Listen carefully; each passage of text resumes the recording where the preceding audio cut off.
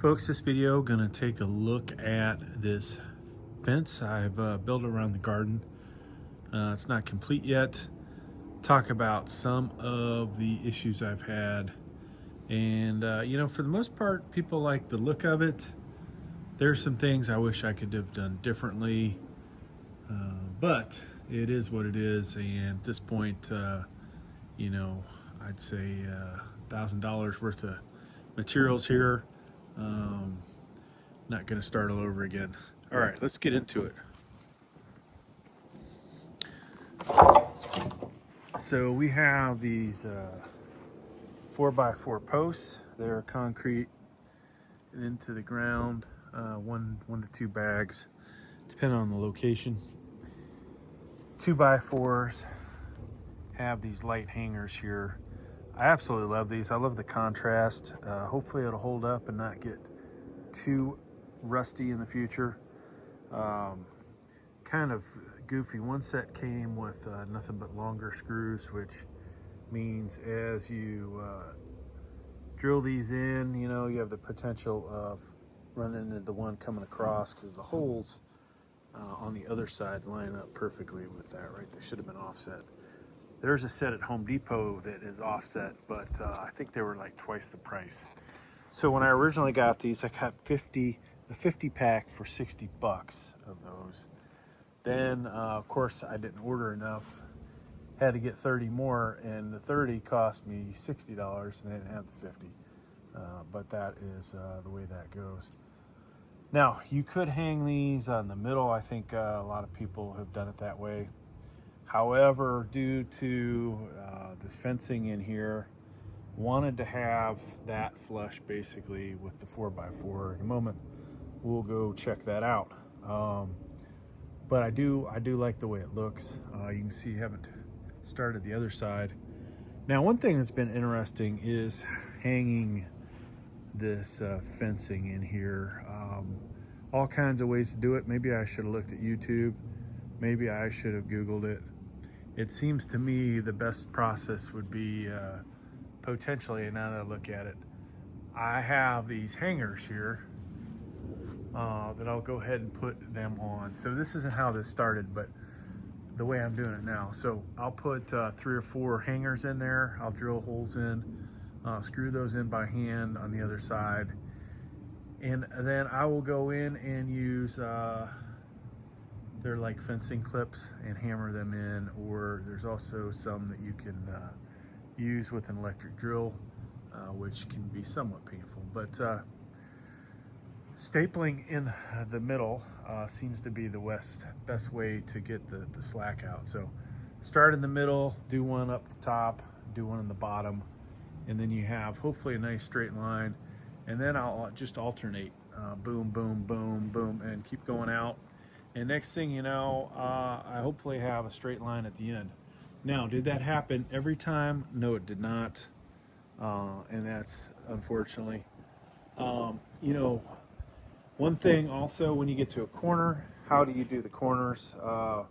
There's different methods, and you would see if you looked at this. I've tried a bunch of different ones. I have not come back and clipped these off, but eventually I'll go in there and clip them. One could, honestly, if you had a level ground, which obviously we don't have here, if this was completely level, you'd just be able to take one roll and go all the way down, say, to the door. And in the corner, maybe you would use cable ties or something else. But that is one place where I've still got some work to do to clean it up to make it look better. Now, the posts, basically, I wanted on this end to be a certain height.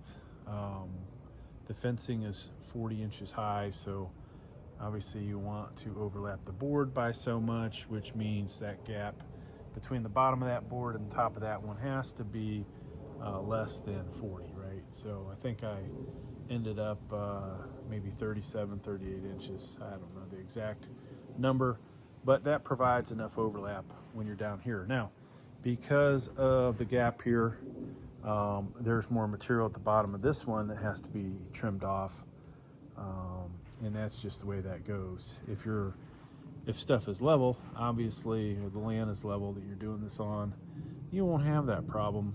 You'll be able to put the board, that 2x4 on the ground basically, and then go up, you know, say from the top of that to the bottom of that one. That gap would be about 37 inches, and then going up to the next one would be about the same. Now, case in point, so this one you have the angle at the bottom.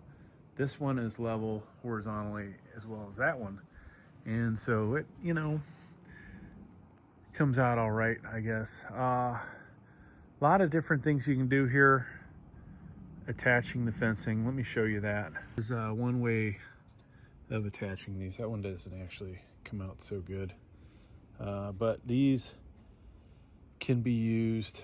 They are kind of painful at times. I could see, you know, pre-drilling holes for these and then having a nice straight line, but maybe at the top it might have been better to use those. I definitely like these clips here. There's different sizes of them. I used a lot of 3/4 ones, but there's also 1 1/4, 1 1/2, which are really big. 1 inch might have been bigger. Let me show you a 1 1/4 one. So that guy's massive. I haven't hammered it all the way in, but you know, they are definitely easier to get started than the little guys.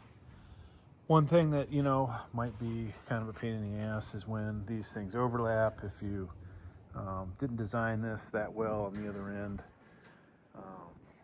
you know, had I had this not basically overlap, maybe it would look a little better. But, you know, from this end, hey, it's going to keep the deer out. I'm not necessarily proud of the way that looks, and I've used a combination of these to the point, you know, early on where I had those and the staples. And if you look at my later work, it is all staples.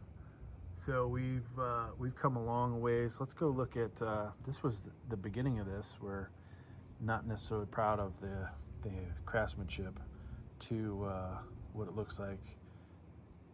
One I think I'm happiest with the way it came out. Stuff's lined up pretty good.